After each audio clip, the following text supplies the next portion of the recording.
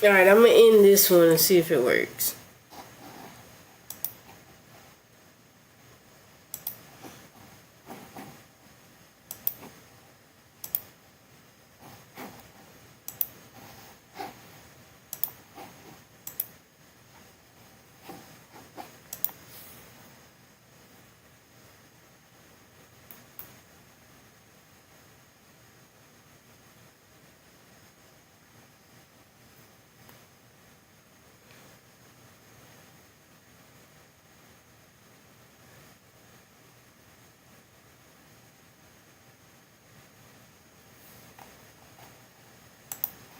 Okay. Now, I think I did it, but the thing is, how am I supposed to, like, share my screen? How am I supposed to share my screen?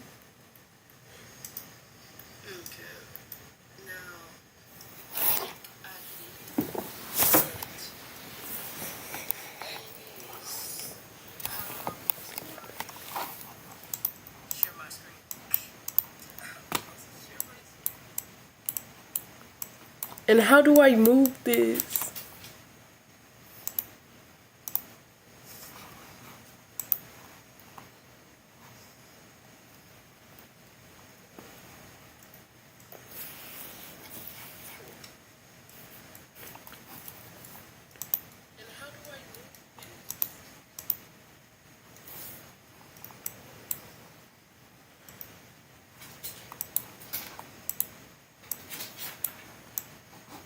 Okay, there we go.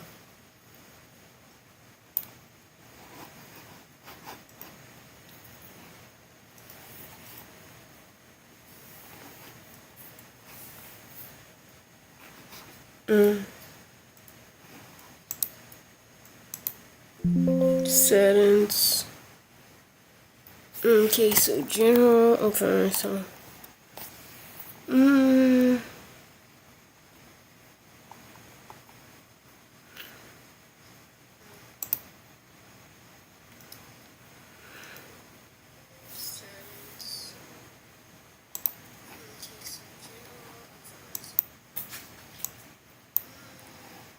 Yeah, I'm really trying. Yeah, that's what I'm using right now. I'm just trying to figure out, like,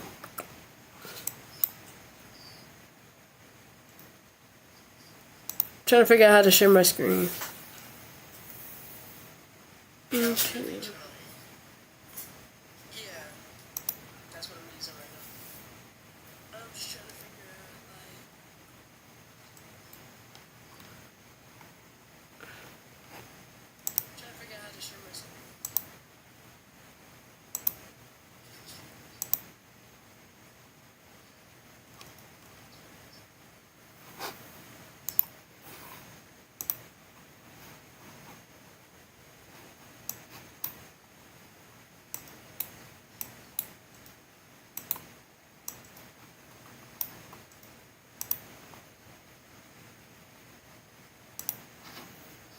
Yeah, it's showing perfectly, but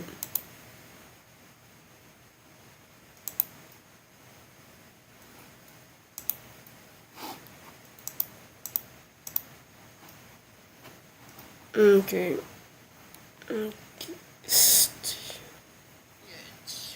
So it's saying, like, streaming, start recording, start virtual camera, studio mode.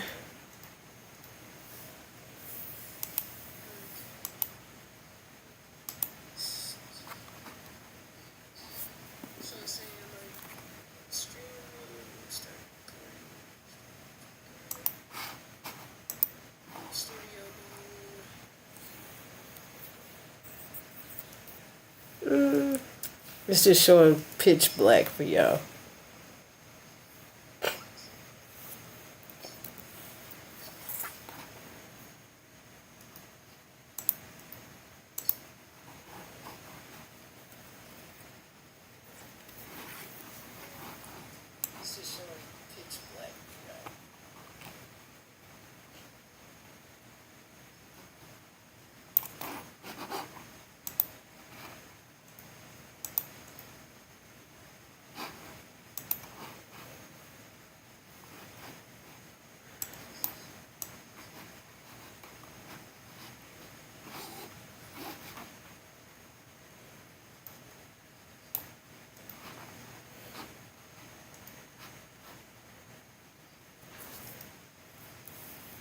Display capture. And where is that?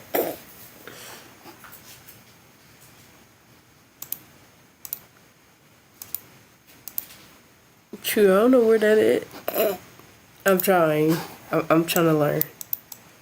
I'm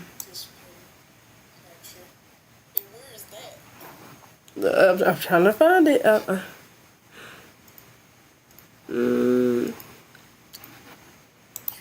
Yeah, this is gonna be a lot to learn.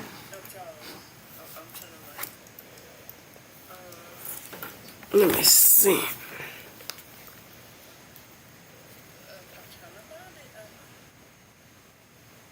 Okay, so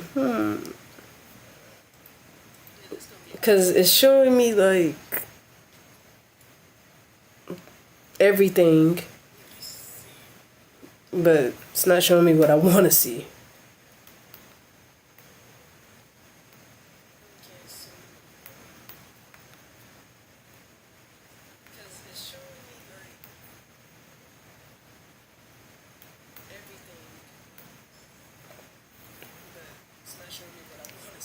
It's the plus icon.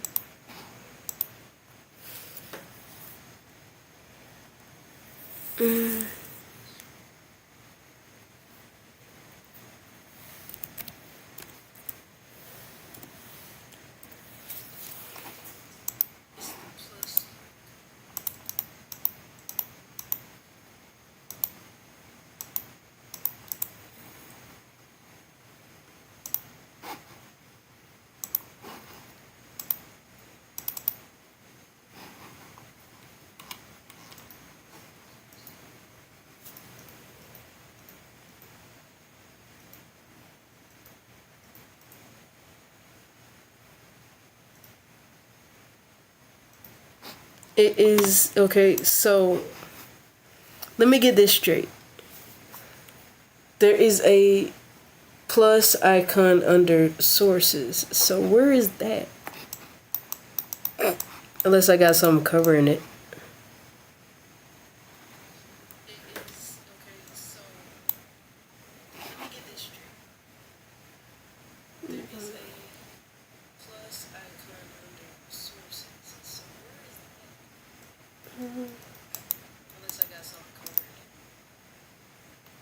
Okay, I got it. I found it. Now, let's see.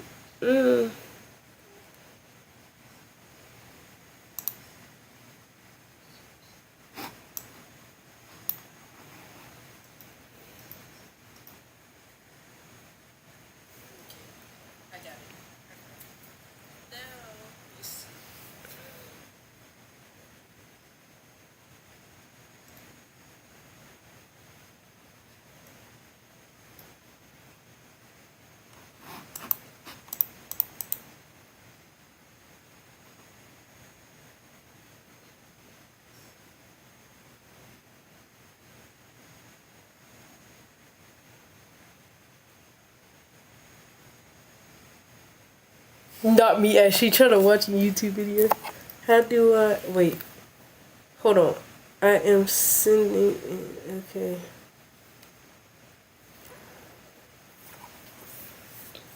Yeah, cause I'm so lost. I'm so lost. Cause I'm like.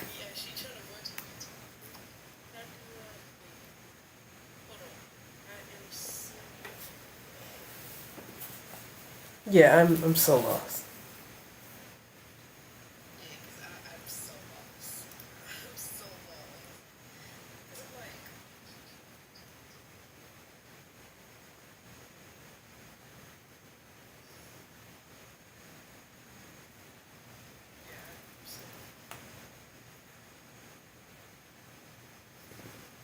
Okay, let me see. Alright, I got your friend request.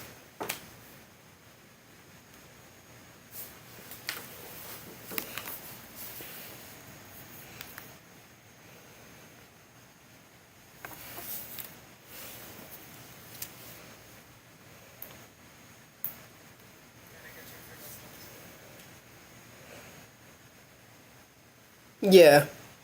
Yeah, it's me. It should say it's Stary. Yeah, this is me.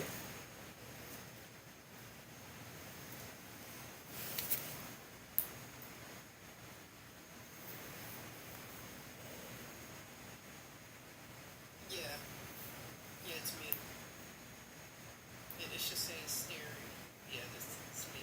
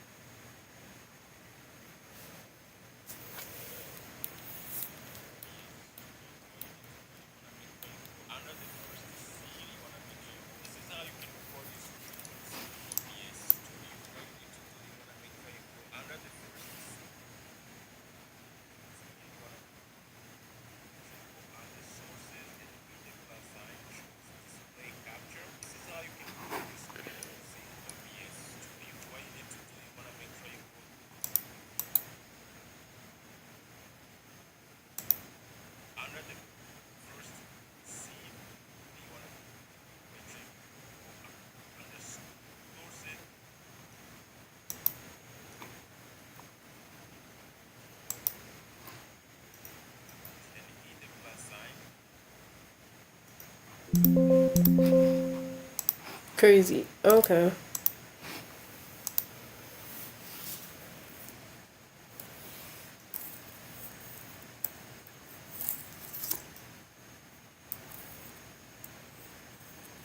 Okay, so it wants me to name it. It wants me to name. Okay.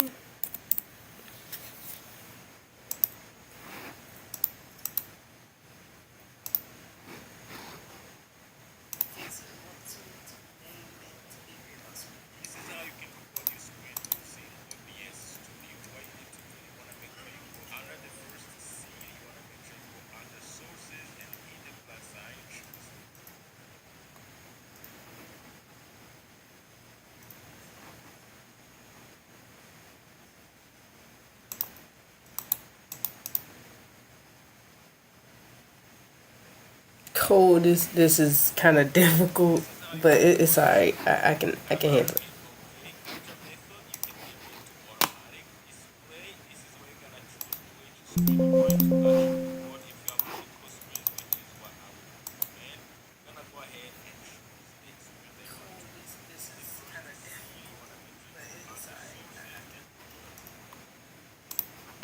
Okay, okay, I see, I see.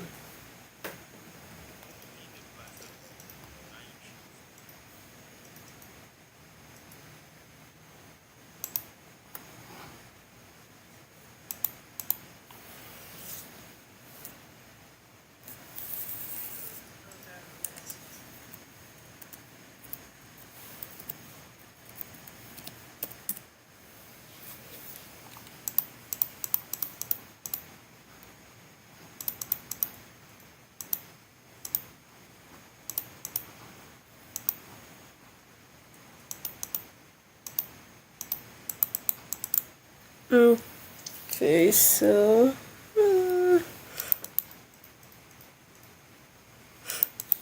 yeah, I found it, but just keep trying. Practice makes everyone perfect. Just keep. Okay, yeah, because I found it.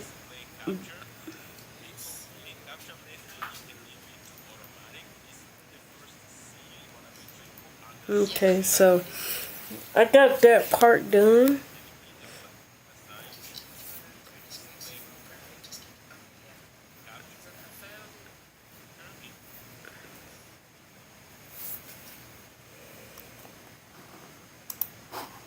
Okay, so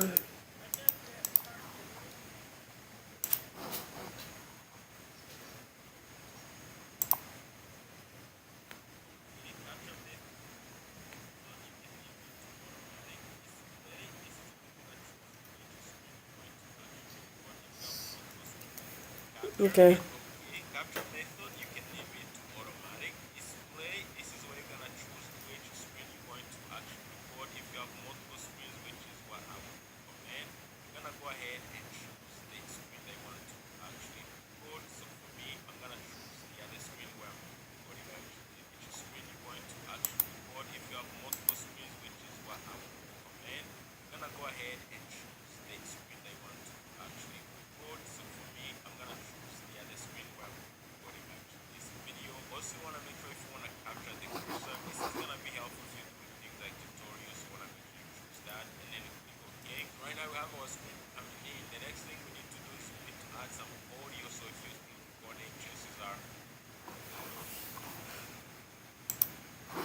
Okay.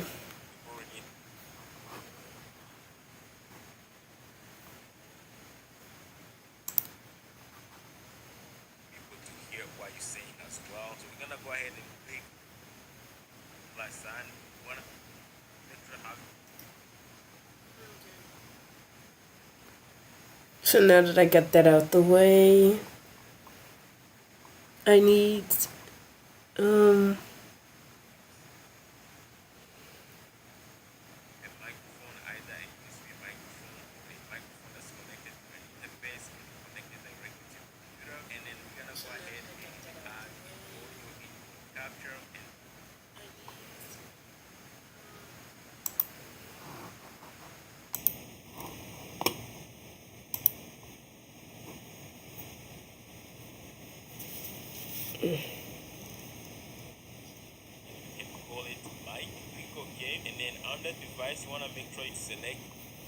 so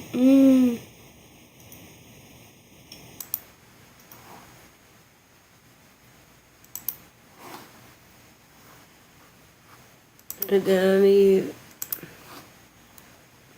I need this.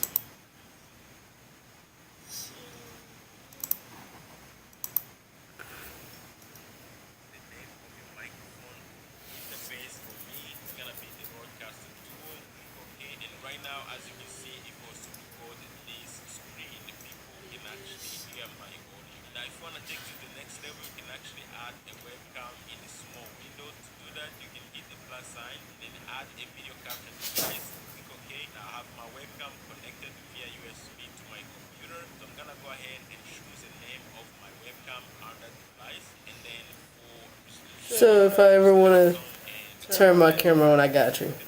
I got you.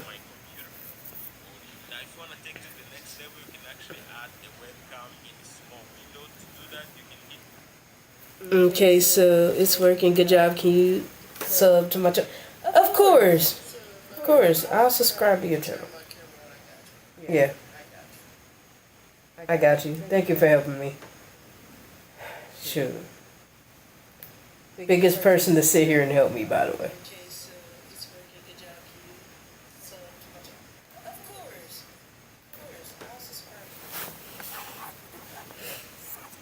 Shoot.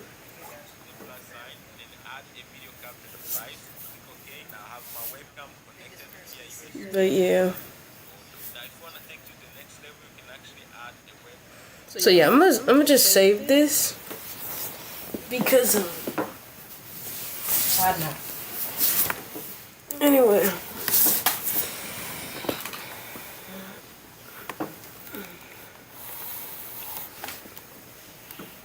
Yeah. So yeah, I'm gonna just save this because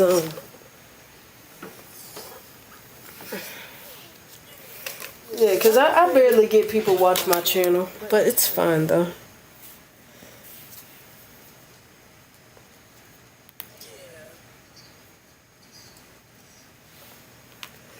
So I'm guessing I can just.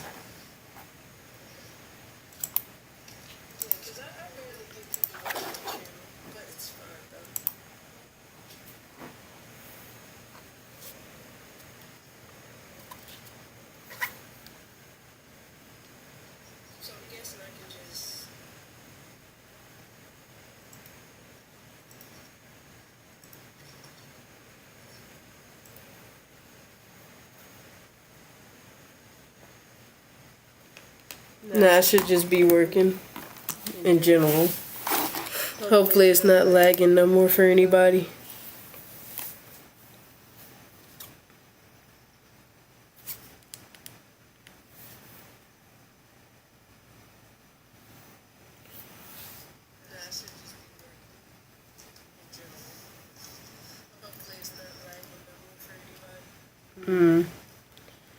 That makes sense.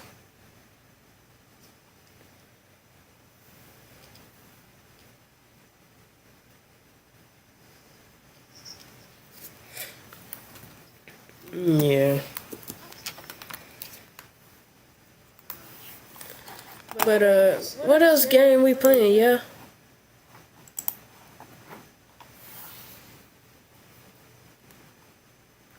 Oh no! You want me to play that? Oh, I just realized. You want me to play that? Oh no.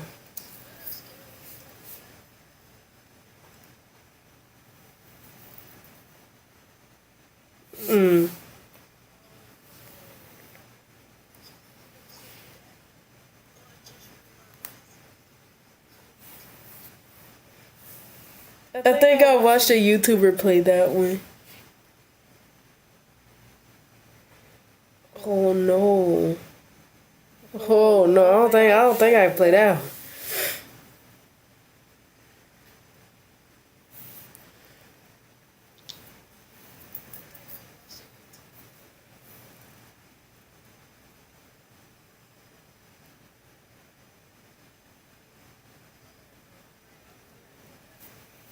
You can also play. Okay. Cool. A relaxing game. It's called. Okay. You talking about this?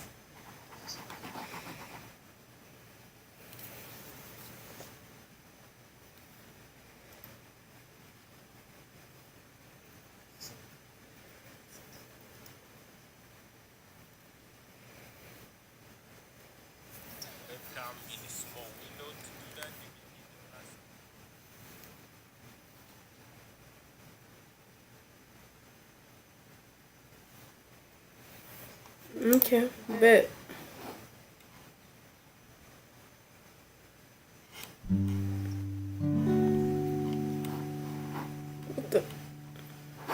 Download now. Send me the downloads. Thank you very much.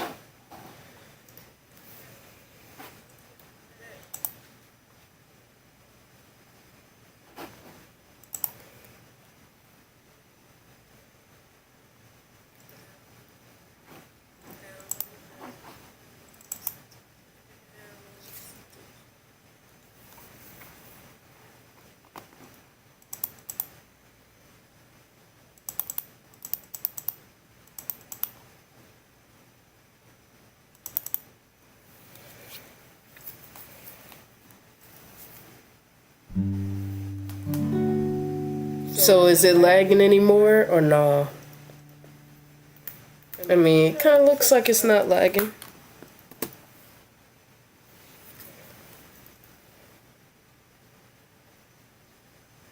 Just gotta turn graphics up. That's about it. Cause I don't want lagging.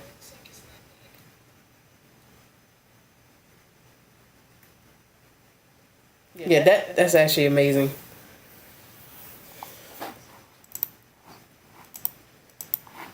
Okay, English.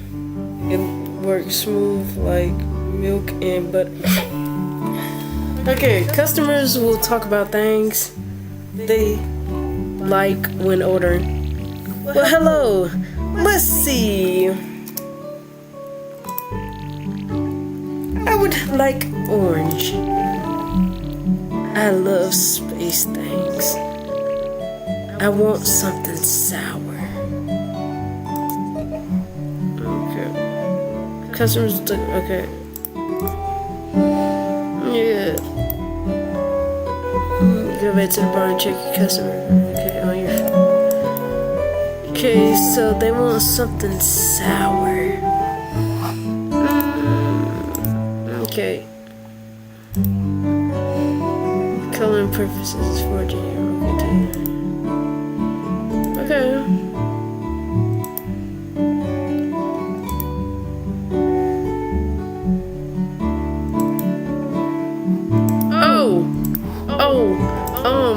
So you want something sour? Oh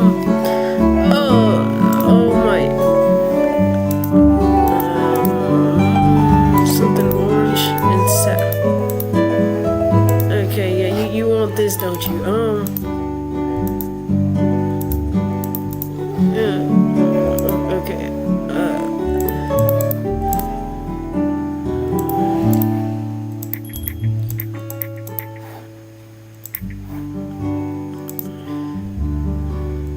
that what you want? Oh, great. It's orange. I really wanted those space things. Oh, I'm sorry. Sour food. I wanted sour food. I'm sorry. I guess I'll eat this. I'm sorry. I'm sorry. There are two sounds.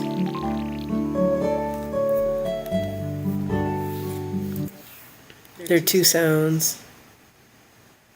Okay,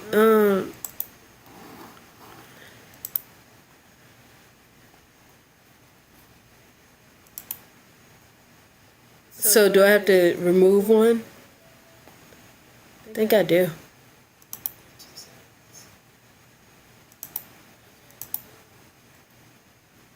I think it's the output. Or it's the input. It's one of them. Because I don't know which one you're talking about.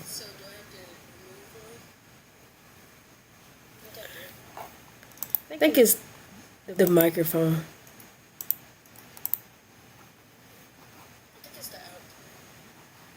Yeah, let me.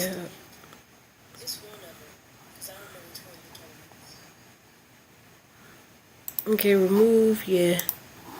Alright, so I think it was that.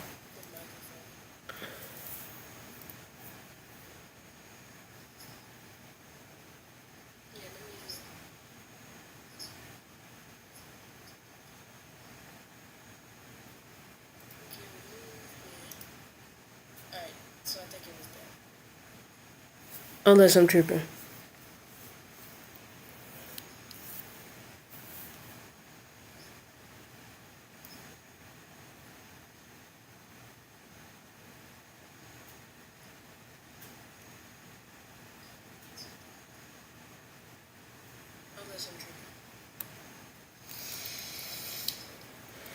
Or is my phone one? I think it's my phone. Hi, would you take my order? I like orange. I love spooky things. I want you to sweet.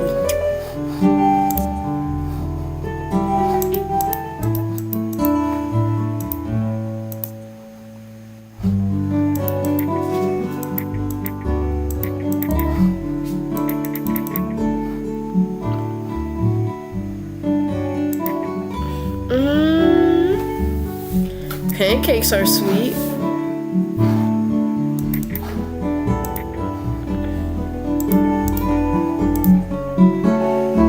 That's what you want. Lovely orange.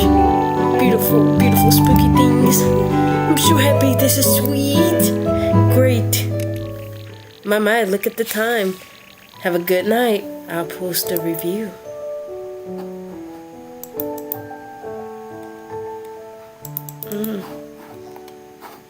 Okay. Night night. It's night time.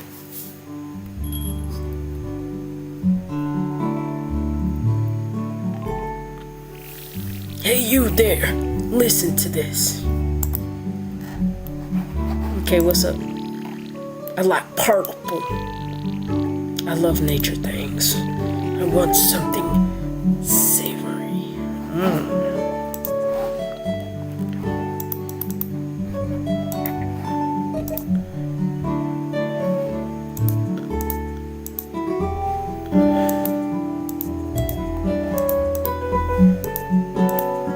Okay, what do you want again? What? Oh, the clock. Yeah, no, we had to hurry up because purple. He says like purple. Okay. Okay.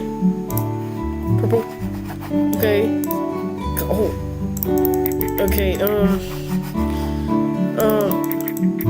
Yeah, I'm gonna give him this. Oh my. You want that? Yes. Yes, purple. Yay, nature thanks. Oh my. Oh my.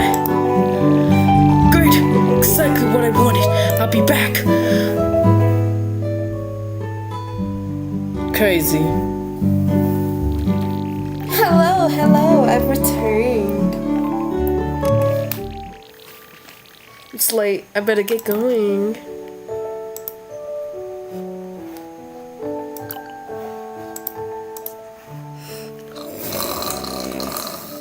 Night night.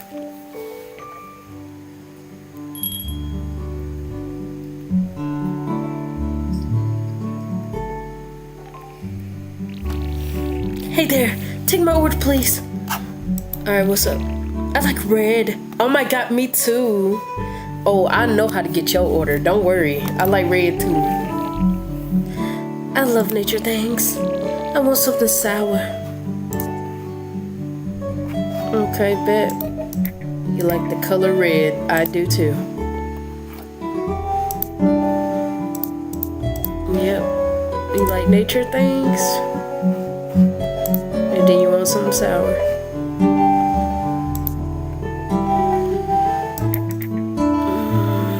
I think yogurt. No. You want something sour. Yogurt can be sour. I'm pretty sure. Yes, I like red. Sweet, there's nature things. Delicious and sour. You nailed it. I'll return tomorrow.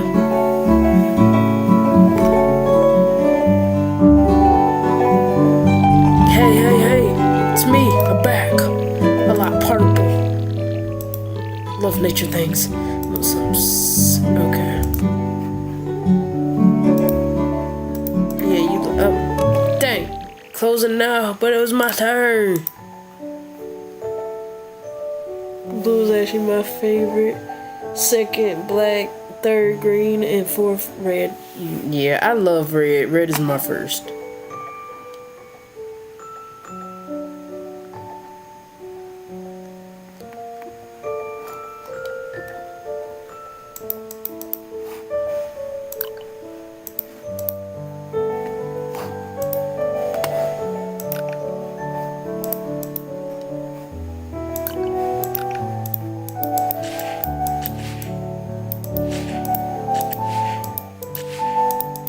Oh my.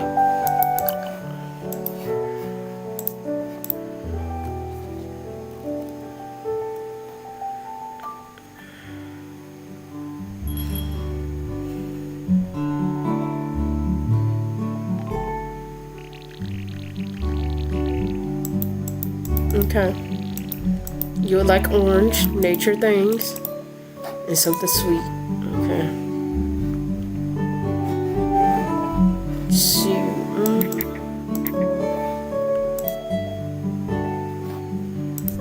Orange, nature,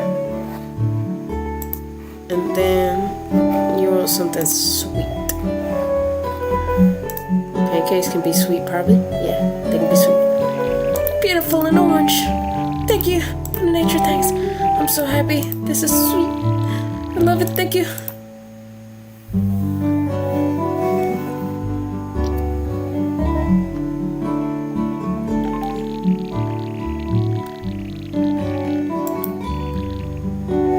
I like red. I love nature things. I want something sour.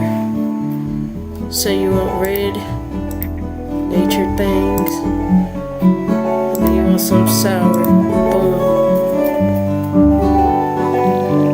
Good, it's red.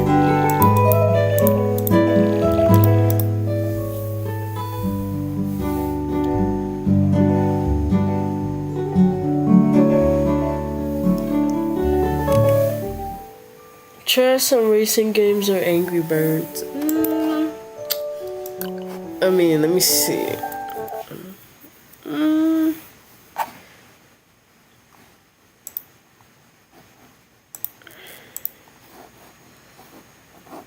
Some racing games, you say? Let's see what we got that's racing.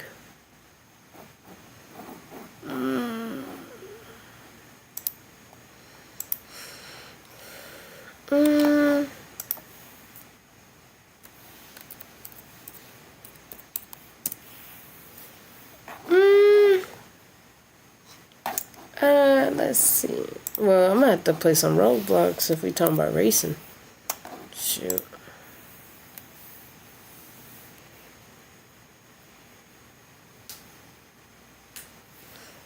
I'm pretty sure they got some racing games on Roblox. I don't know. I don't remember.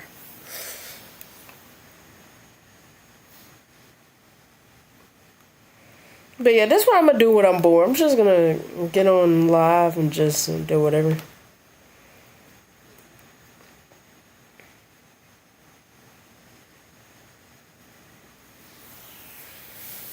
Okay, let's see. What? Okay, now I'm curious. Is this new? I think this is new. When did this come out? Okay, no, this not new. Okay. It came out 11/13/2025. Oh, so it ain't new. It looked new. Okay. Let me friend you.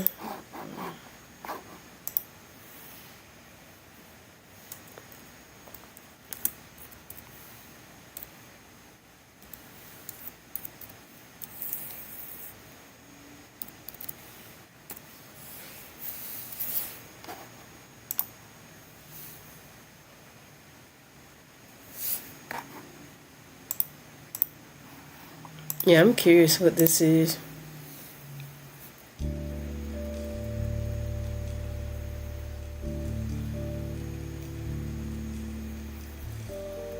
Oh nah, you trying to get me killed. I know what that game is. You trying to get me killed. Shoot, if I had Fun Time up right now, me and him can play that. You trying to get me killed. Fun Time have been asleep all day. I haven't talked to him today.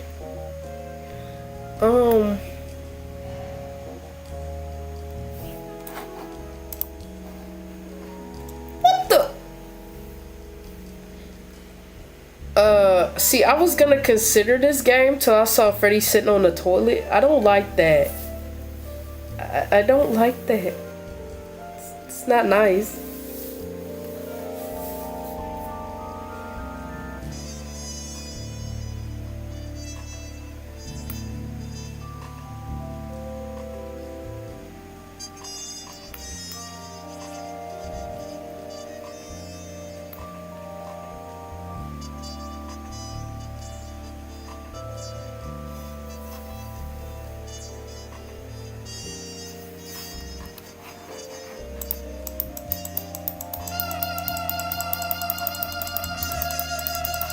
Crazy.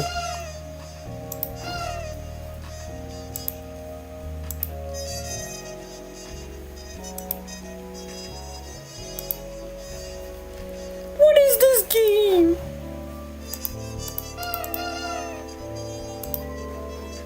It is recommended that you read the descriptions of the following night and characters in the help tab unless you like figuring things out yourself. Okay.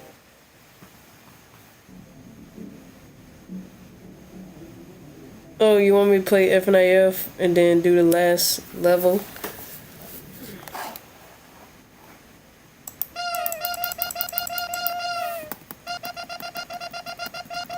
Alright, well, I'll play this later.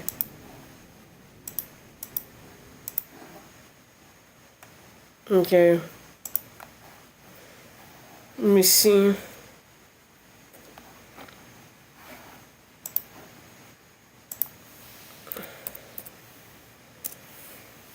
Alright, I'll be right back. I gotta use the restroom, and then I'm gonna play it when I get back. Oh! Alright, I'll be right back.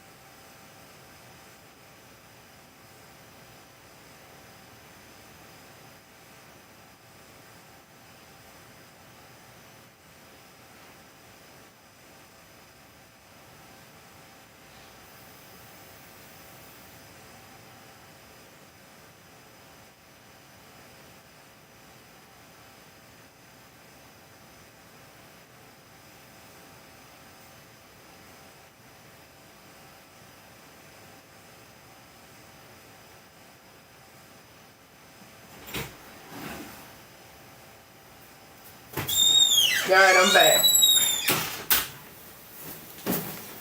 And you said you wanted me to do Finesse and Freddy's again. But the one part, let me see. Ooh, maybe later I should do another challenge. Well, actually, no. If I make another live later, I should do a challenge where I do all the mods. And I cannot end the live until I do all of it. That'd be actually kind of crazy, though.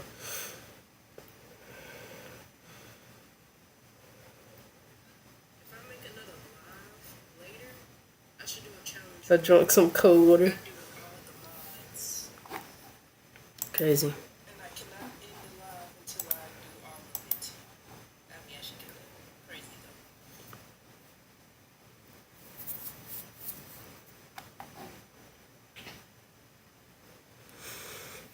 Shoot, talk about some water. Well, say if you want to suffer, then go ahead. Okay, that's crazy. Alright, while that does that, I'll be right back again. What's on the drink there?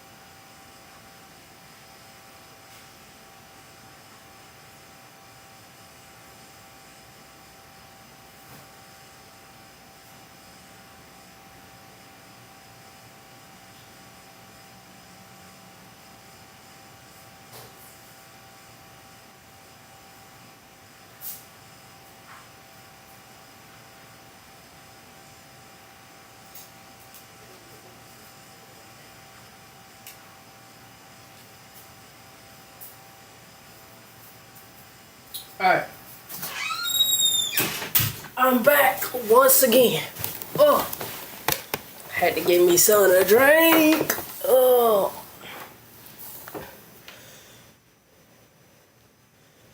Okay. What is this?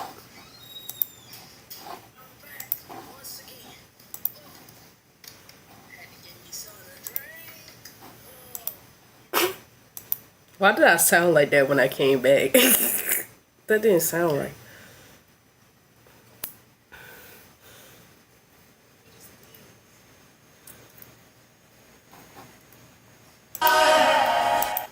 They're singing, bro.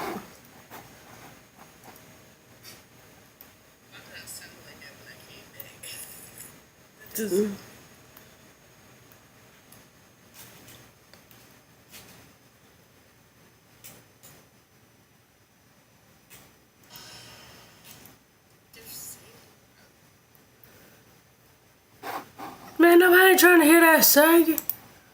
No! I said no! No!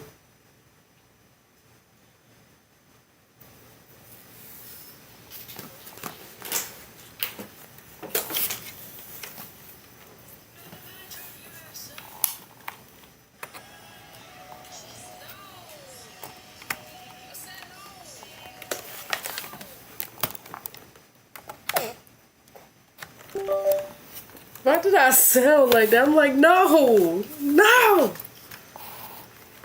Anyway. Oh, that's loud.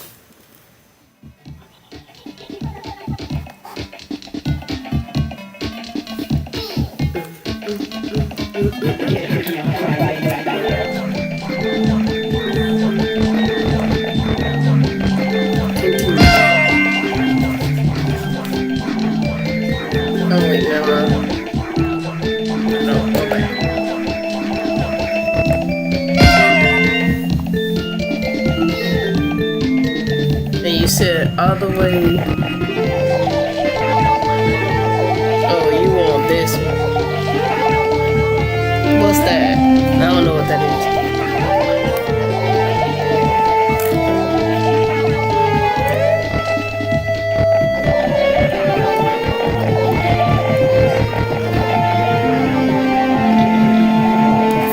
friends are tired of your. Oh yeah, they're tired of me, ain't they? Yeah, they're tired of my boo. You lucky. Sometimes I like to keep this channel kid friendly, cause you know.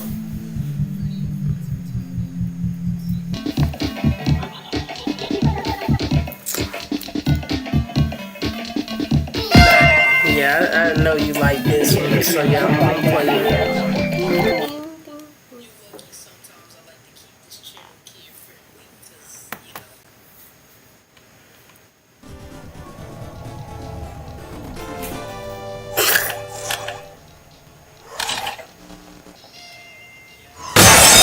Three,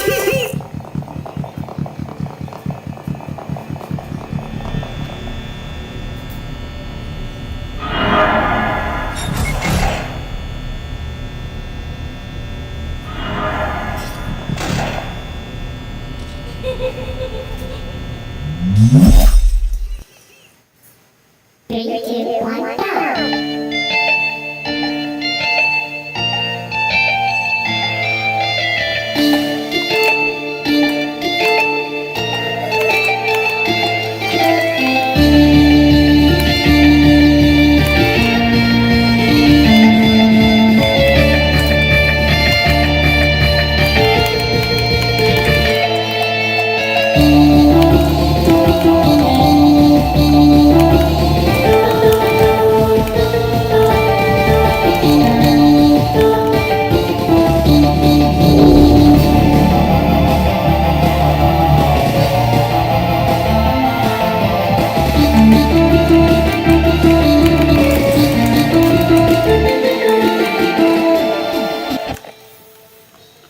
What is a song? Oh. I don't know if I ever heard music like that before.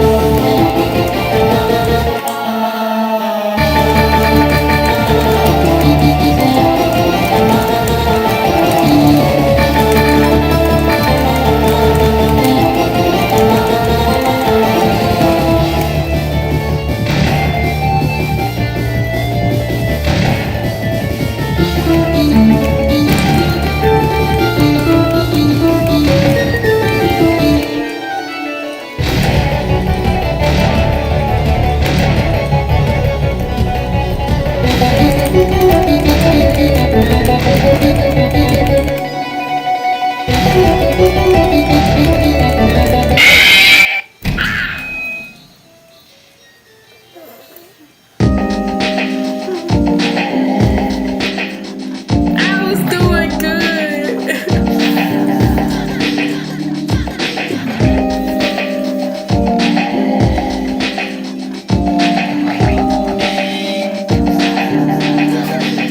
I was doing good. Wow.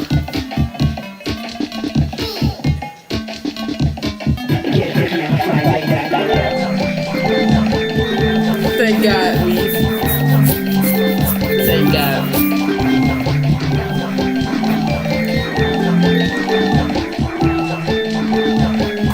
Uh-huh.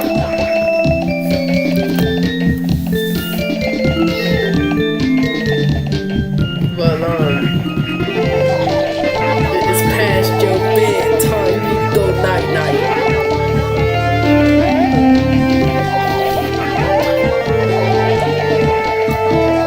But just to make you happy though, before you go to bed,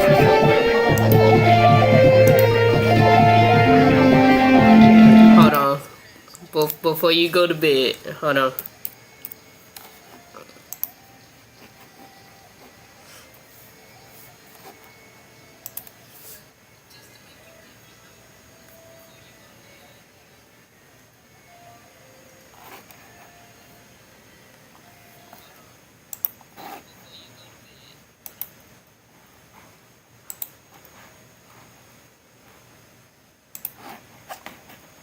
I'm pretty sure it already got output, cause echoing.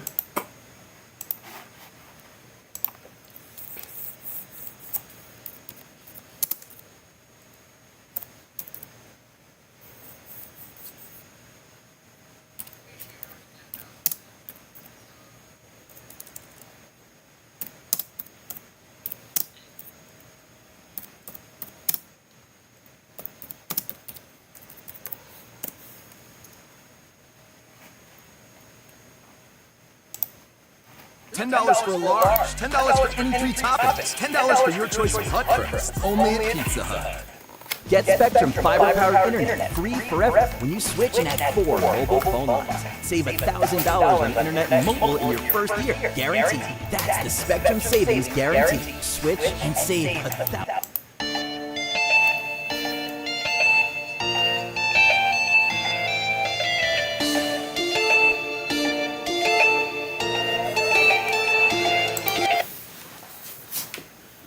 The only reason why it's probably echoing, cause what's it called?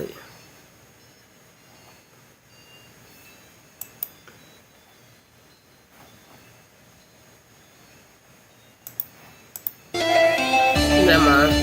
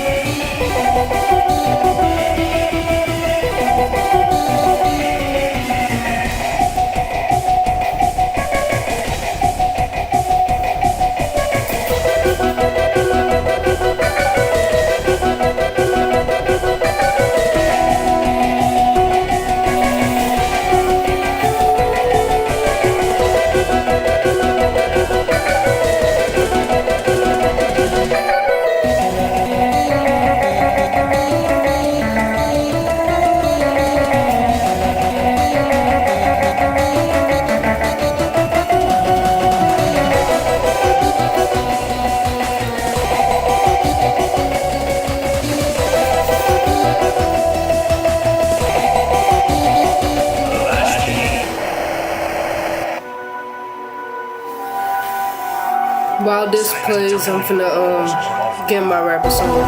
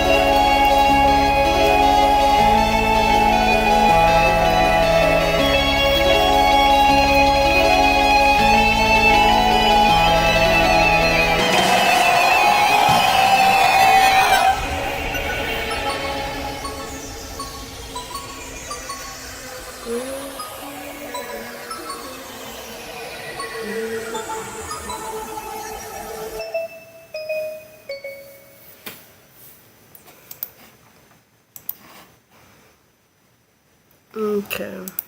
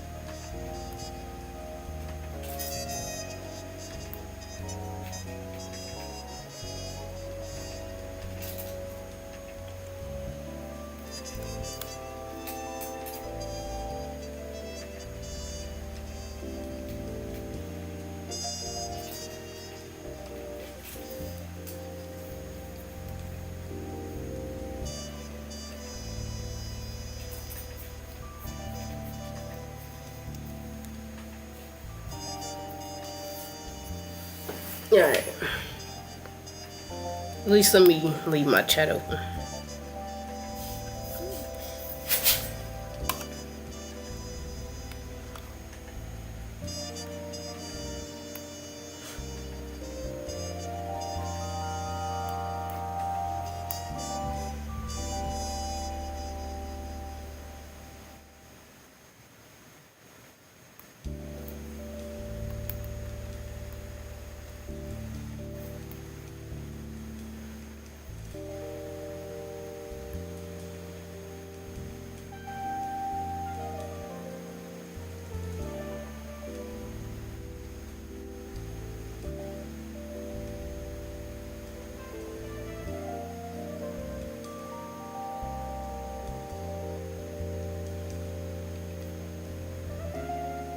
Okay, so help.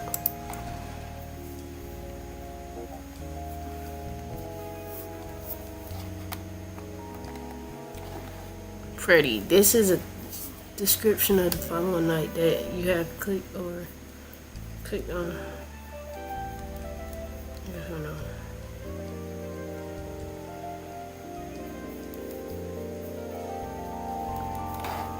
Okay. Freddy constantly needs to take it. He will enter the bathroom and pick a stall at random.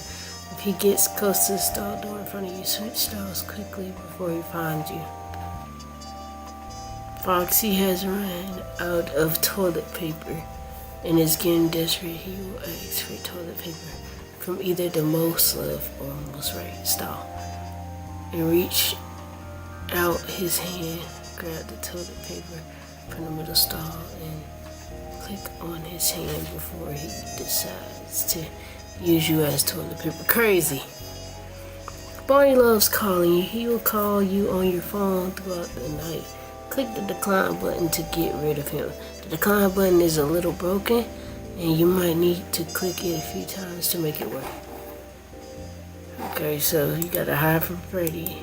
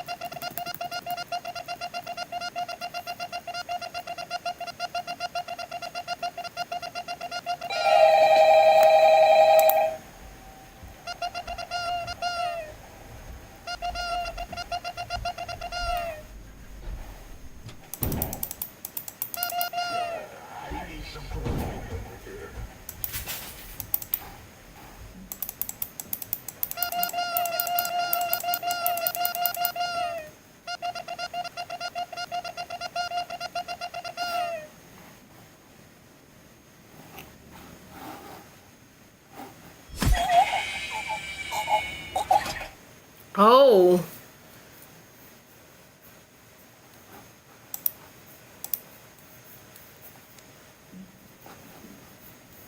Okay, I see.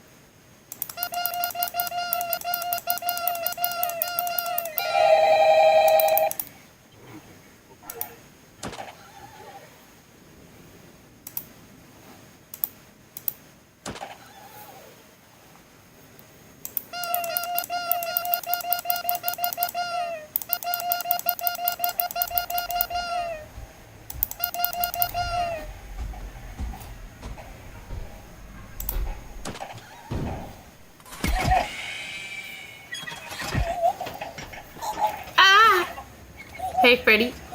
Hey, buddy. Ah! They said I'm back. It's hot here. Can't sleep. What is this even about? I don't even know. I don't know. It's random. First, you gotta give Foxy some toilet paper. Bonnie's gonna call you, so you gotta decline it. Then, lovely Freddy comes at the door, and you gotta go to another bathroom before he catches you. So, let me keep this toilet paper. Then it shows Freddy big behind hat.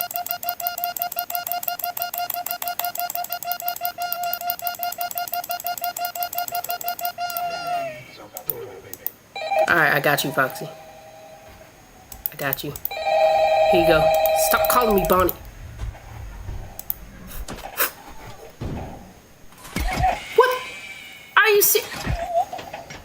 Are you serious? Are we serious? Freddy, are we serious? Right when he came at the bathroom, I ran. Come on now. Is it because Bonnie called me? What about Chica? Chica's not in this one. She's not in this one. She's not in this one. Give me the toilet paper. Why would Chica be in the man's bathroom? Hold on now. I just put the pieces together.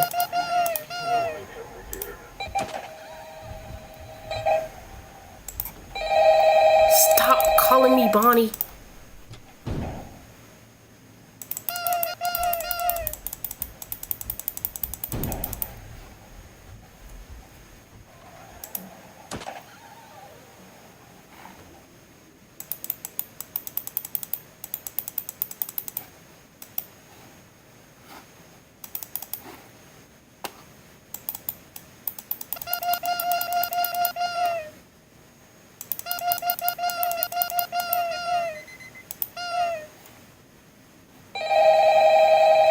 Stop.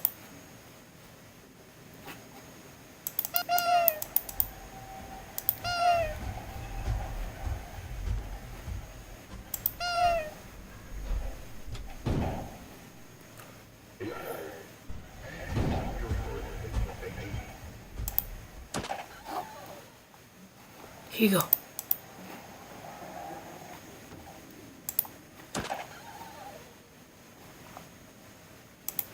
Okay.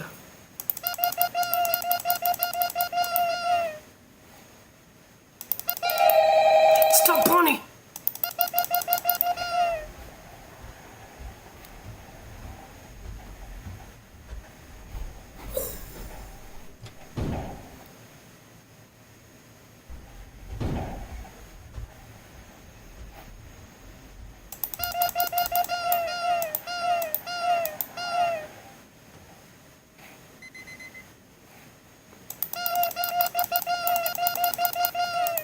Is that multiplayer?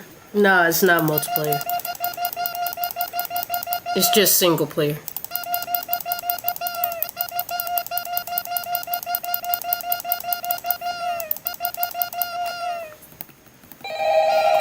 Bonnie, no!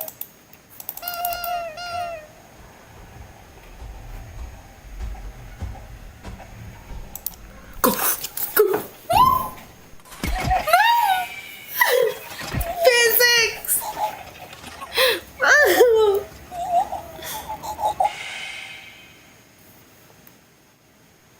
It's just like normal Five Nights at Freddy's. You just gotta sit there all the way to 6 a.m. That's what that is. You gotta sit there for 6 a.m.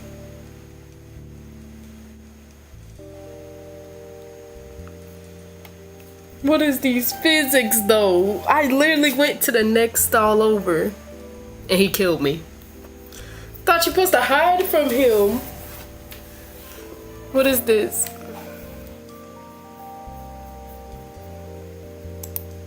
Okay.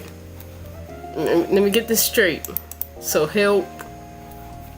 Yes, so it says Freddy constantly needs to take a, okay, he will enter the bathroom and pick a stall at random.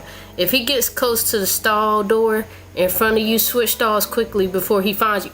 I literally did. He kept finding me. Foxy's easy. Bonnie's easy. What about this one? Wither Bonnie slowly makes his way up the train.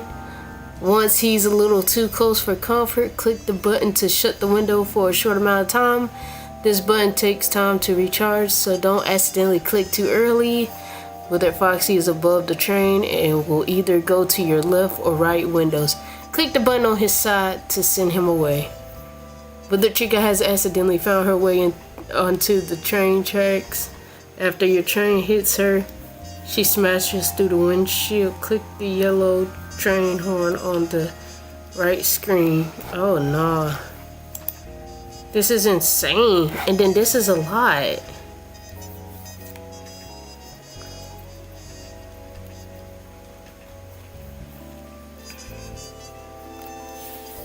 When you see his first foot.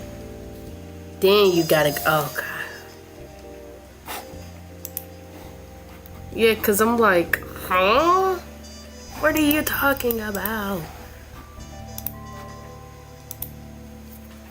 Okay, let's get this. I'm pretty sure I can beat that one than the other ones, cause okay,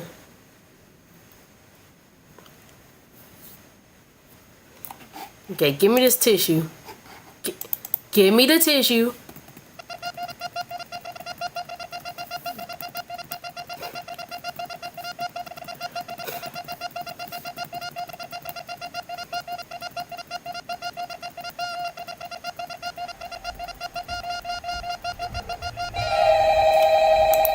Stop.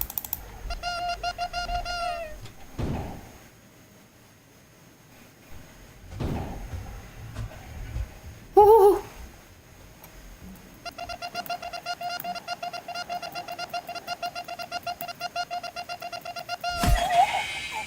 I didn't hear you, Foxy. Ah! I didn't hear him say he needed some toilet paper. I think the honking be too loud.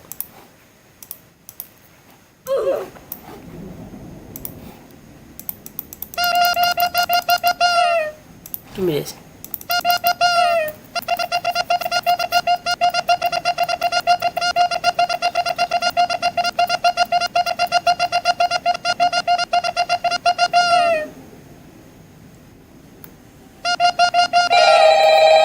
Stop. Stop.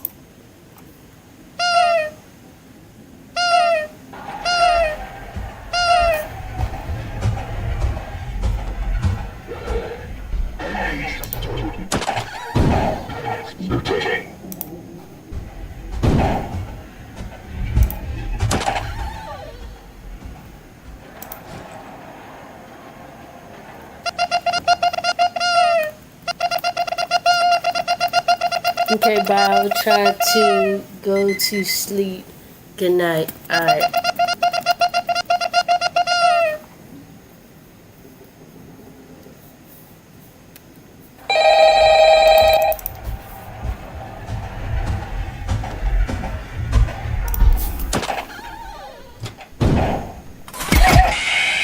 What?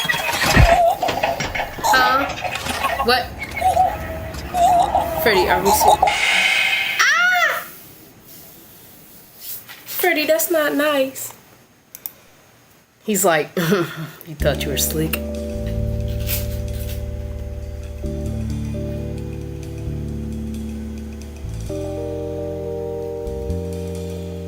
Come here so I can eat you. Ah!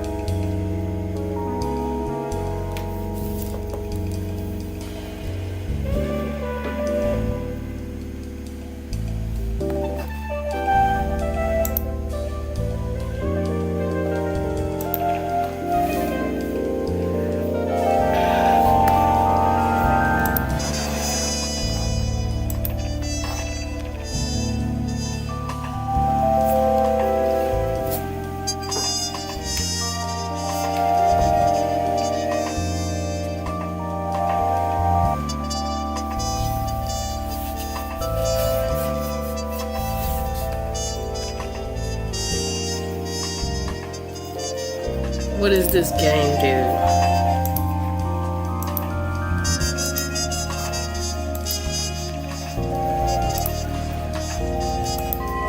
Game show.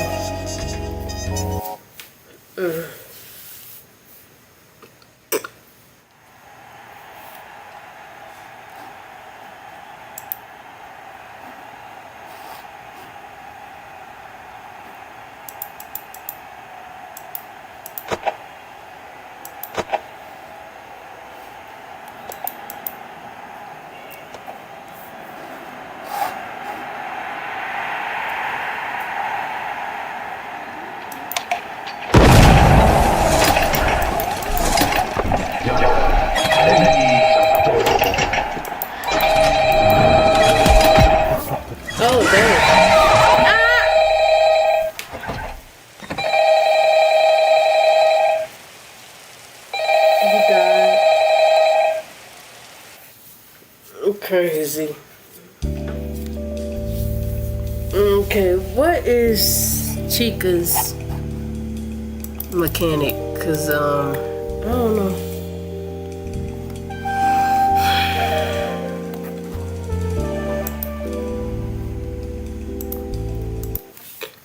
Well, I don't know what this is.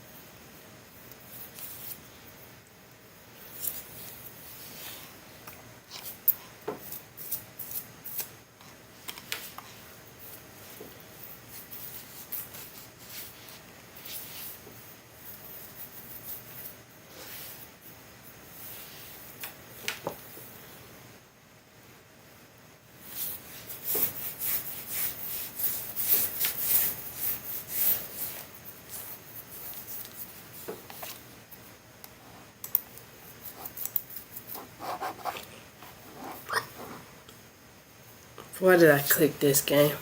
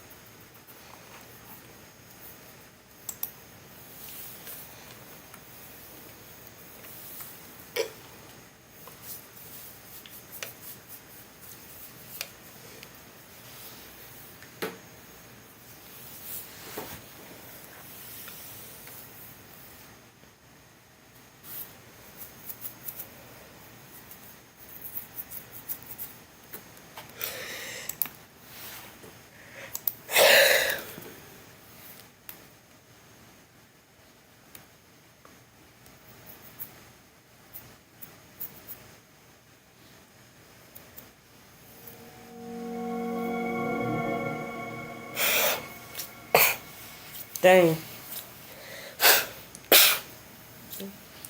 In my nose.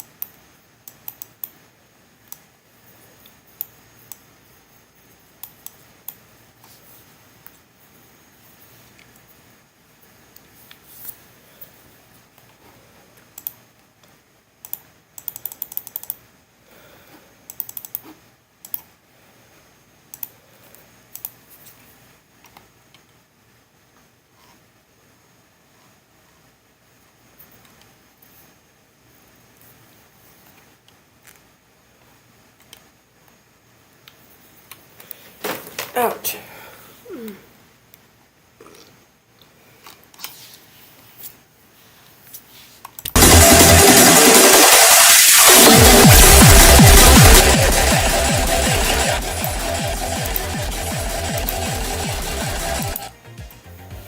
That is so loud.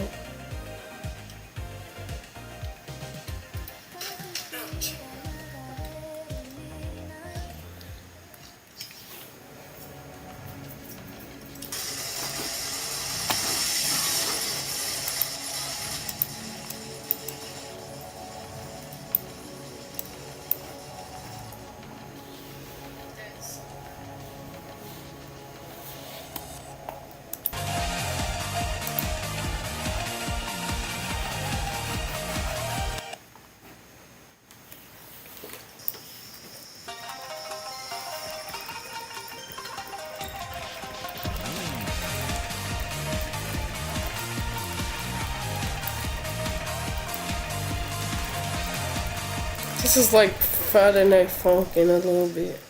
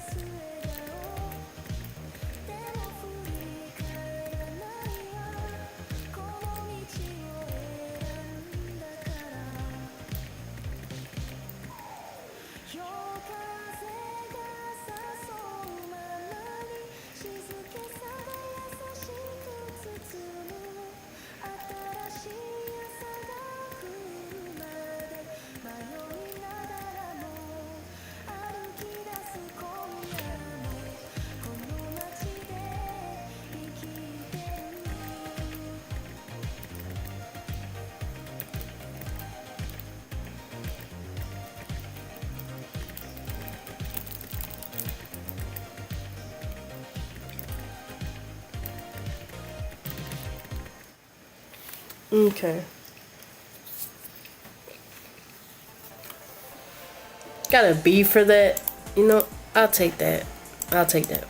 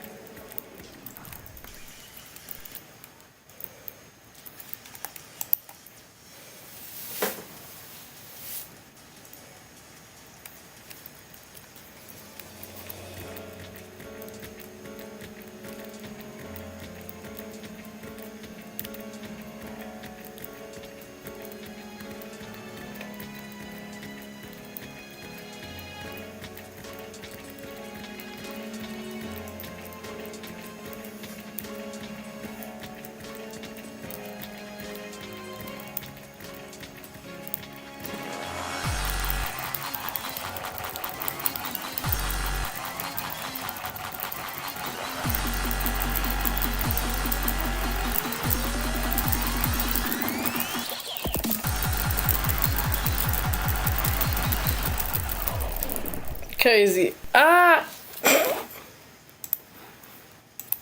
Yeah, that's the definition of spam, by the way. Shoot.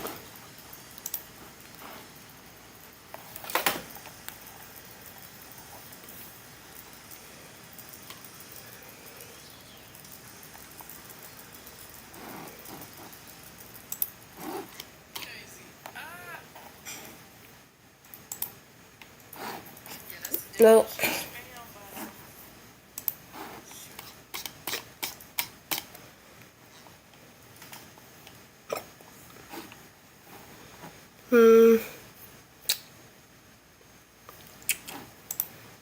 I might play Blade Ball, not even gonna lie. I might play that.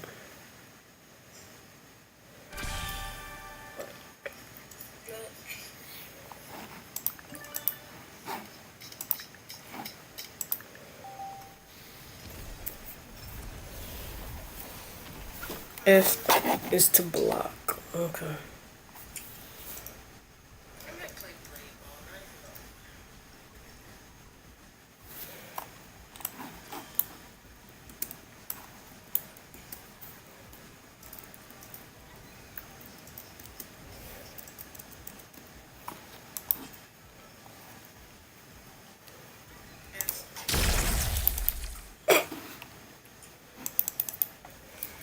No, I'm just gonna learn it over here, yeah. Okay, so let me get the straight weave.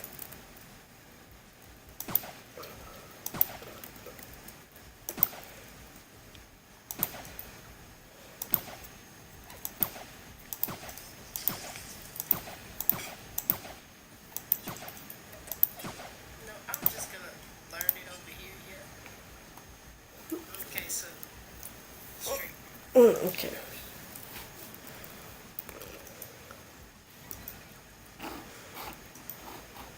Or maybe just sit in AFK mode and just hope for the best.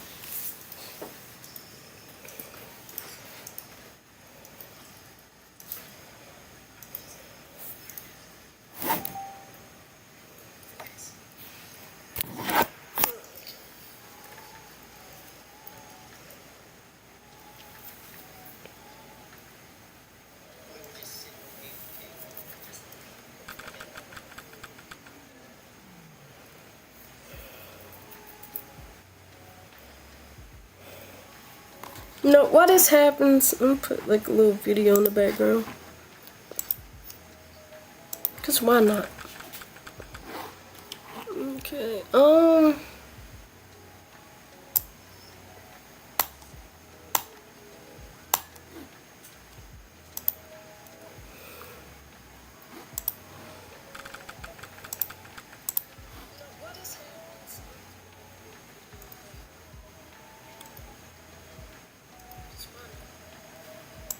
what is this? Oh, they have guns! What the? Whoa, whoa, whoa, whoa! They're actually shooting. What's up, guys, and welcome back to...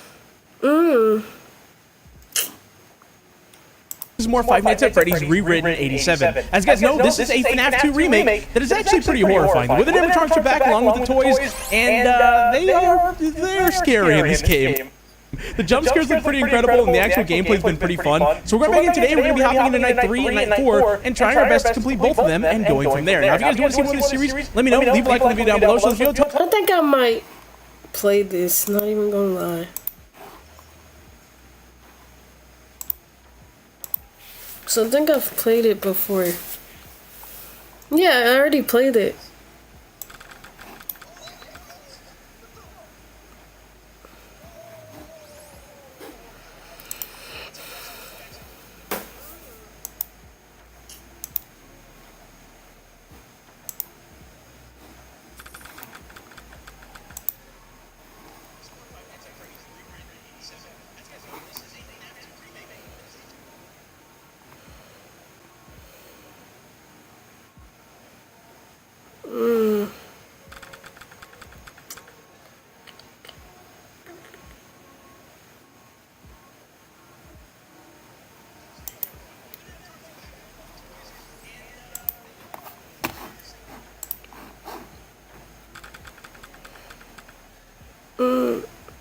Yeah, we're just gonna play these then. Game was FIFA 20, Last of Us, God of War, Madden, and Fortnite.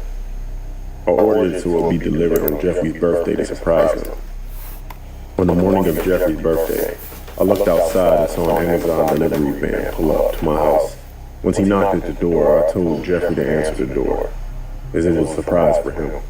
This was something I regret, because once the door opened, A man stood there holding a PS4, and the way he looked at Jeffrey didn't I don't sit know. right with I me. probably played half. He just of it, stood like the there with full a game. really weird smile staring at my I son with think I wide did. I eyes. think I played the full game of it. I could tell Jeffrey was feeling uncomfortable as he looked up at me in an unsettling and confused way.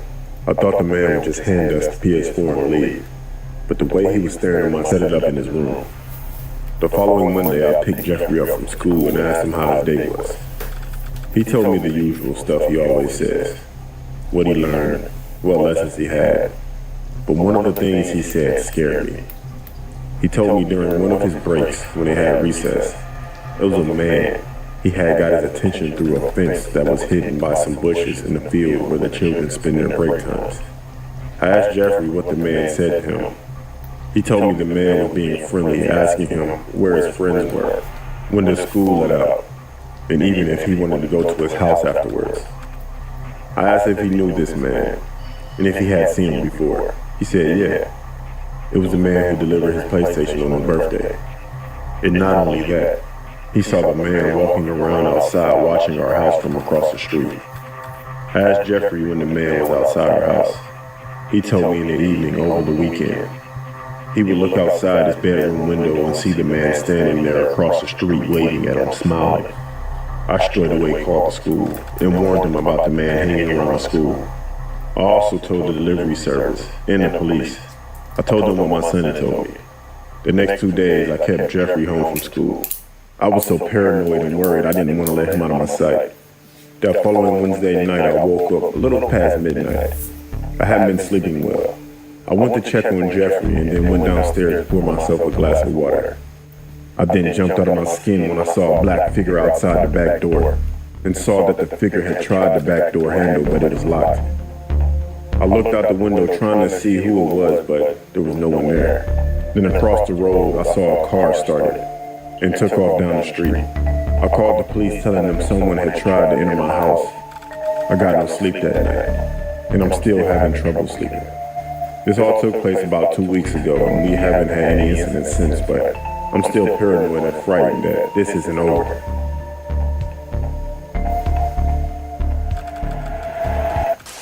When I was a kid, I used to ride my bike almost daily to the local library branch a few blocks from my home. One day when I was about 8, I rode down to the library like I normally did, parked my bike by the bike rack near the back entrance to the building, went in and browsed for whatever an 8-year-old boy would read, checked out a few books, and left the library. When I came out, there was a man standing over by the bike rack. I didn't think anything of it, so I just went over to get my bike so I could go home. As I went to get on my bike, he said, "Hi, my name is John." Then he asked me, "What's your name?" I was a stupid kid, so I told him. And then he said, "I work with your mom, you know. What is her name again?" So again, stupid kid, I told him. And then he said, "Well, she wanted me to show you something over there behind those trees." In hindsight, and upon many years of reflection upon this incident, the guy sounds like the most inept kidnapper in history. It's like he was reading from the script of How Not to Abduct a Child. However, it was 35 years ago, and the most education kids got about this kind of thing was just don't talk to strangers. My parents were great, but this was just not something people worried about all that much back then. I was a bit creeped out when he said that my mom wanted him to show me something in the trees, and my radar for "this is weird" went up. I politely declined the invitation to the woods and hopped on my bike to pedal home. As I turned away, he grabbed the bar on the rear of my seat to keep me from pedaling away. Now I was scared. I jumped off the back and re-entered the library. I made my way to the circulation desk and asked if I could use the phone. The woman at the desk told me that the phone was not for public use, so I left the library again from the back entrance. The front was always locked. Happily, my bike was still there, and the creepy man was gone. Thinking nothing of it, I jumped on my bike and set off. About a block from the library, I noticed a brown car at a stop sign on a side street. I looked again, and I saw the creep behind the wheel. I realized many years later, and not at this time, that he knew my route home, which means he must have followed me from my house to the library. Whenever I think of this now, it gives me a sick feeling knowing that he could have taken me anytime he wanted on my way to the library. I was probably saved by something as random as someone walking a dog or grabbing their mail, and he didn't want any witnesses. I pedaled faster once I spotted him, and he pulled out onto the main road. I was on the sidewalk, and he was following me closely. When my bike sped up, he sped up, all the while screaming and pointing at me. By now, I was screaming too, and moving pretty quickly for an 8-year-old on a 5-speed, carrying library books. And no, I never thought to drop the books. I quickly turned onto a side street, and he was moving too fast to make the turn as well, and I saw him turn onto the next side street. The side street I turned on led to my street, but there was a hill that I could not pedal up between my street and I. I got about midway up the hill when I had to get off and walk my bike up. He was parked at the very top of the hill, just staring at me. I literally walked right past him, and I will never forget his stare or the hate in his eyes. I have no idea why he let me walk past him, why he didn't grab me, why he didn't kill me. I got to the top of the hill, got back on my bike and pumped my legs to get home. At this point, my house was less than 500 feet away. He turned his car around and followed me again. I got to my house, dropped my bike, and screamed for my grandmother, because she was the one home watching me while my parents were at work. The creep sped past my house and turned down a side street. I never saw him again. My parents called the police when they got home. I remember that the creep drove a Plymouth Duster type car, and he was balding and was about 25 or 30 years old. I don't know if he was ever caught, or if he ever hurt any children, his name, or anything. All I know is that I have never gone back to that library. It sounds silly, but it's true. And for the next few years, I walked and rode my bike constantly, looking over my shoulder. And now, I am unbelievably protective over my children. I don't trust anyone easily. I don't trust anyone with my children, and my first reaction to a helpful teacher or coach is what is his or her motive or true intention. Not a day goes by that I don't think about that day, and I wonder not, why me, but instead, why not me? My name is Bree. This happened in 2016. I was 19 years old at the time. I was up late the night before into the early morning studying, and I hadn't had much sleep, so I had just woken up from a nap. I decided to hop in the shower to wake myself. That's when I heard this weird scraping sound coming from somewhere outside. I stopped the shower and peered out from behind the curtain, and then made my way over to the window. I saw nothing, but I could still hear the noise. I thought it may have been my neighbor working in a shed, so I ignored the disturbance and finished up in the shower. Before I continue, I should inform you that I have severe anxiety problems, and I often get a little paranoid sometimes. It also doesn't help that I have PTSD as well. Anyways, I was now back in my room, and I took a seat on my bed. I texted my then boyfriend and asked him what he wanted for dinner. While I was waiting for him to respond, I just relaxed and scrolled through my Facebook. I was reading an article about the recent clown sightings that were happening at the time, when I was interrupted by the sound of footsteps coming from outside. I stopped and listened carefully. I heard a few more steps, followed by a tapping noise. I was a bit confused by this. It hadn't yet occurred to me that I had an unwelcomed guest outside. I was thinking why my boyfriend hadn't knocked on the door or called before he showed up. We usually had a routine with things like this, especially if I was home alone. He would either text, call, or FaceTime me to let me know when he was on his way home, or if he was at the door, because there had been a lot of shady activity around our neighborhood at the time. I then called out to him, and suddenly, all fell silent. I texted him and asked if he was at the door. There was no reply, so I decided to peek through the bedroom window. While I was making my way to the other side of the room, my phone started ringing. It was my boyfriend wanting to FaceTime. When I answered, he said he was about 15 minutes away. As I was talking to him, I pulled back the curtains of my bedroom window, and that's when all the blood in my veins turned to ice as I came face to face with a fucking clown.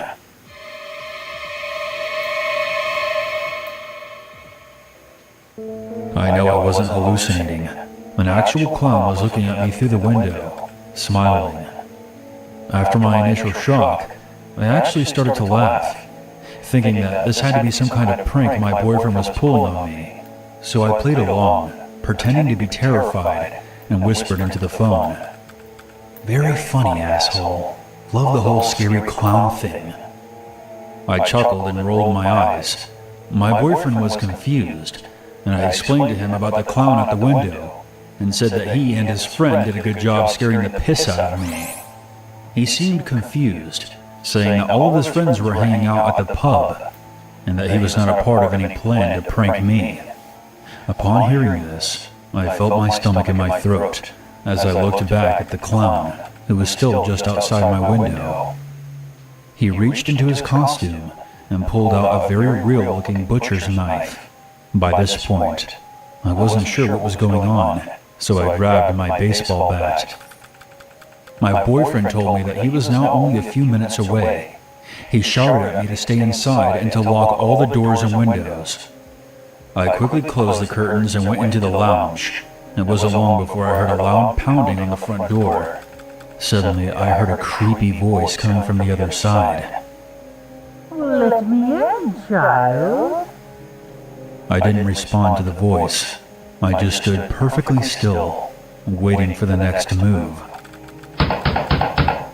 Loud pounding rang out again, causing the door to rattle on its hinges, but I kept quiet, even when I heard the doorknob rattling. Although I was pretty scared at this point, I was also getting a tad irritated, and yelled out to the clown, "Fuck off! Go and with someone else!" I then heard muffled laughter, followed by the creepy voice. "Please let me in, doll. I just want to play. I want to play with your insides." Whoa. I had enough of this. I was about to go out and confront this creepy asshole myself when I heard my boyfriend's voice, who was still on the phone, say, "Hang up and call the cops."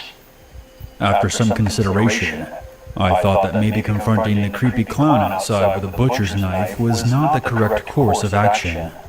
So I did as my boyfriend said. I left the lounge and was soon explaining to the police dispatcher the situation. I was on my way back to my room when I heard the sound of glass breaking. I stopped in my tracks and told them that I think the clown just broke into the house. They immediately told me to get somewhere safe, and that's when I heard my ex yelling out, "Hey, what the fuck are you doing? Get the hell out of here. The police are on the way." The clown just bellowed out a psychotic laugh and took off. As I made my way back into the bedroom, something caught my eye. I peered out the window. Through a gap in the curtains, I saw another clown.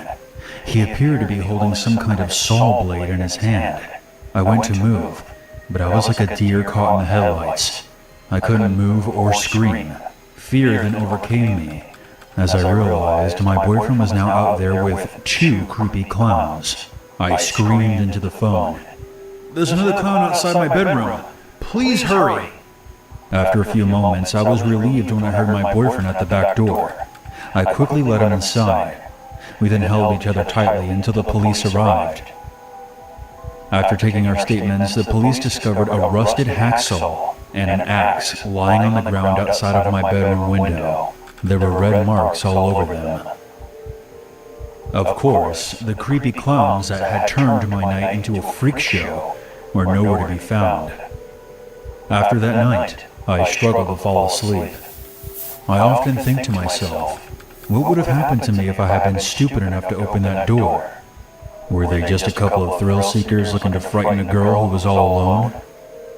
Or were they, in fact, out for blood?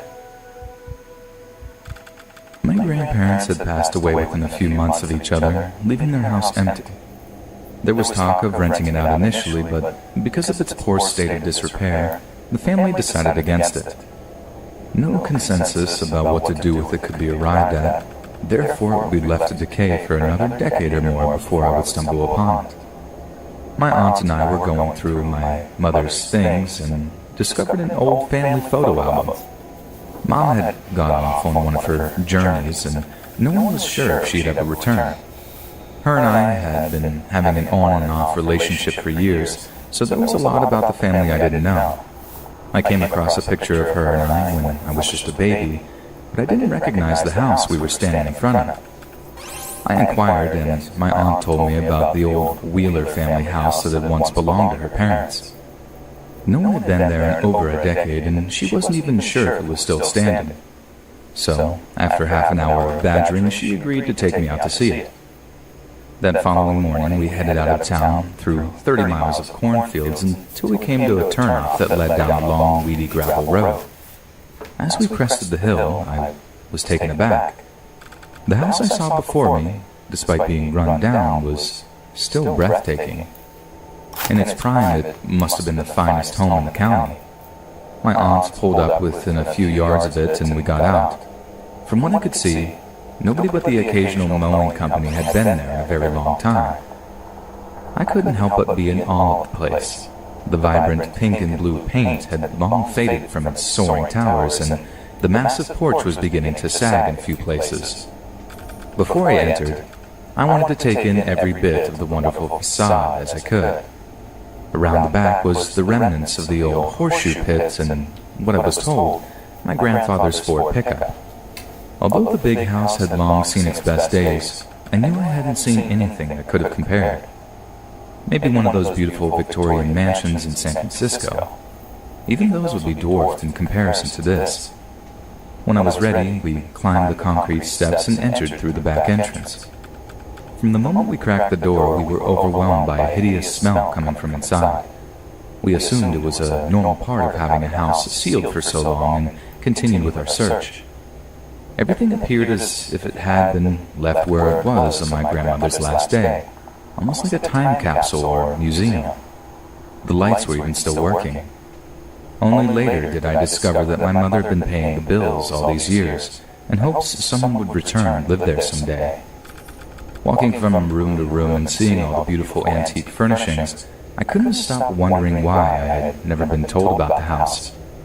Regardless of our frequent estrangements, I would have helped my mother with the upkeep of it. It was downright insane to me to leave such a beautiful place to rot. Then again, my mother's strange ways were the main reason for our frequent falling outs. As we made our way to the second floor, the smell only got worse. I suggested we cut our visit short and just take a quick look around. Every door was closed, so I went for the closest one and stuck my head in. This must have been a guest room or spare. Upon the bed laid a beautiful and elaborate quilt easily over 100 years old. My aunt was going through a cedar chest in a room next to me. I joined her and we discovered another much older photo album and decided to bring back with us to look at later. She closed the door behind us and I made my way toward the last room. Unfortunately, the closer I got to the door, the stronger the smell got. I was reluctant to open it, but I thought if the poor critter was where I could get to it, I'd take it outside and give it a good burying. Cracking the door, the stench slapped me in the face, and I lost focus for a moment. When I regained my composure, I was met with a terrible sight. Before me was not a dead forest creature, but a human being. The bloated body, now unrecognizable, lay curled up silently on the bed. I could feel my knees begin to buckle, so I turned as quickly as possible away and out of the room. My aunt was confused by my behavior and stuck her head in before yanking it out, quickly again. We both ran down the stairs where the smell was less potent, and I called 911. The officers spent a few minutes in the room before coming back out with a small piece of paper and a driver's license. One of them joined us at the table where we were sitting and asked a few questions about my mother. This made me nervous, and I began demanding he explain himself. A serious look came across his face, and he told us that the body appeared to belong to my mom. I didn't want to believe it at first, but when he handed me her license, I knew it was true. My aunt and I held each other for a long time and cried. The officer gave us a few moments before interjecting himself again. Then he asked me if I knew why she would take her own life. I had naturally assumed my mom had died in her sleep. She was an older woman, but the note he handed me made everything clear. She had been depressed for a long time because of being at odds with each other, and the last time we spoke, some things were said, and she feared she couldn't take it back. The morning after our argument, she decided to return to the only place that she'd ever been happy. Although she claimed to not be sure of what she was going to do at the time, the poor state of the house just sent her over the edge. The last sentence asked that I not blame myself for her death, and that I move on with my life. The ending read simply, "Goodbye, Mom." A couple of weeks later, after everyone had time to deal with their grief, I brought the remaining family members together. After seeing the old house and realizing how the poor condition of it hurt my mother, I proposed we try to raise the money to renovate it. In light of what had just occurred, I wanted to at least try to create something positive from our tragedy. I was given their blessings and went to work. It took some time, but on the first day of spring 2018, the Historical Society allowed me to lead the first tour of the newly restored Wheeler Mansion. A great day could have been much better had my mother been there with me. No matter our differences, it was her who inspired me and the one who truly made it all possible. I was born, raised, and still live in Texas. I come from a family of hunters. It's pretty much a family tradition. I'm going to tell you about something that I experienced when I was 20 years old, back in 2005. My father had just been diagnosed with lung cancer, and everyone in my family was naturally devastated by this, especially me, since my dad and I were very close. I had a lot of other personal stuff going on in my life at the time, and I felt that I needed to go out for a few days just to clear my head. I decided to make it a solo hunting trip, and packed up some camping gear, along with my Marlin 336 that my dad gifted to me when I was 18. If I could get sentimental for a moment, my father ended up passing away 3 years after his diagnosis, and to this day, I still use that rifle for hunting. Anyways, I'd say this happened around late October, early November. I don't want to be too specific with a location, because technically, I wasn't supposed to be hunting in this specific area. However, I will disclose that it was near the Mexican border. This will be important later. I decided to set up camp for 3 days before heading back.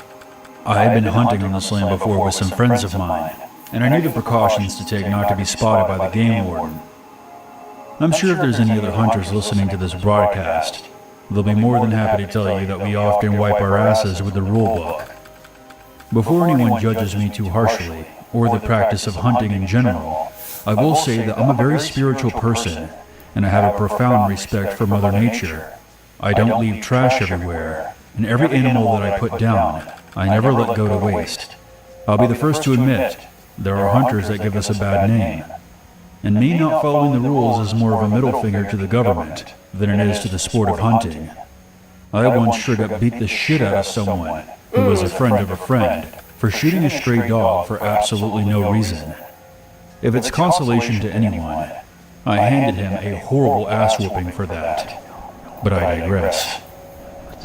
The first day went off without a hitch. No problems whatsoever, aside from the fact that there was no game to be found anywhere.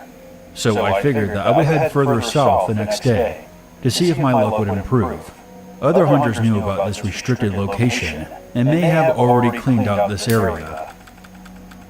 As night fell, I found myself sprawled out next to my truck, just staring up at the night sky, wondering if me and my dad would ever take another hunting trip together. That's when I heard the sound of footsteps slowly making their way through a nearby brush. This was alarming for obvious reasons. Whoever they were, they had the drop on me. I knew better than to light up a campfire under these circumstances. But if this person was roaming around in the dark without a flashlight, they may have had some kind of night vision apparatus, giving them the advantage. I was concerned, because if you were looking at me through the trees at that particular moment, it would have appeared that I was sleeping. I was in this odd position where I was resting on top of my sleeping bag with a blanket, because I felt claustrophobic being fully immersed in a sleeping bag.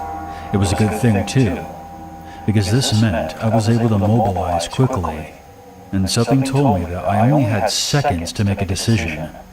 I rolled sideways, and as soon as I did, I caught a quick glimpse of a muzzle flash coming from the tree line directly in front of me. I felt dirt fly up and hit my back from the bullet striking the ground next to me. I scrambled to my feet as more shots rang out from the trees. One of them shattering the passenger side window of my truck. I took cover behind the bed of my pickup and quickly drew the .38 snub nose that I had strapped to my ankle. After the gunfire died down, I laid flat on the ground and returned to fire in the direction of the trees from under the truck. I heard several sets of footsteps fleeing from the area, but I held my position in case my theory about the night vision was correct. With only 2 rounds left in my .38, I pretty much spent the rest of that night underneath my truck with my pistol aimed at the darkness until the sun came out and illuminated my surroundings. I very cautiously got out from beneath my vehicle and packed up my gear as quickly as I could and hightailed it out of there. Later on, when I told a friend of mine about the incident, he said he wished I would have told him that I was heading that way. He would have warned me that the Mexican cartel started using that area to smuggle contraband and people across the nearby border. This friend of mine was a Mexican immigrant himself and had several family members mixed up in the cartel and coyote groups. So needless to say, I trusted his word. All things considered, I think I got off pretty easy. Had I been in my sleeping bag that night, I have no doubt that bullet would have nailed me. These days, I stick to the designated hunting grounds. Some things are just not worth the risk. I live in a major city in Texas. My apartment complex is gated and in a good neighborhood, but the security isn't extremely tight. Sometimes the gates are left open and anyone could piggyback off of someone else entering the access code. Maybe twice in the past 3 years, the management has put out notices of vehicle break-ins and other items being stolen from porches. We also have frequent door-to-door solicitors, even though there are signs forbidding it. So this particular Friday evening, I go to bed at about 2:30 a.m. For some odd reason, I was having trouble getting to sleep, so I put on a podcast to listen to and eventually start to doze off. I've become aware of a noise that sounds like a clicking sound, but it sounds like one of my upstairs neighbors making some noise. I kind of zone this out, as I'm used to my neighbors staying up late on weekends. After about 30 seconds, I realize the noise is extremely repetitive and getting louder. I then start focusing on it more intently, trying to isolate what it could be and where it was coming from. Okay. Suddenly it hits me. It's coming from the entrance to my apartment. So, I'm gonna end it here. And, I don't know when I'll be live, but hopefully it'll possibly be tomorrow, maybe. I don't know. But I'll catch y'all. Alright.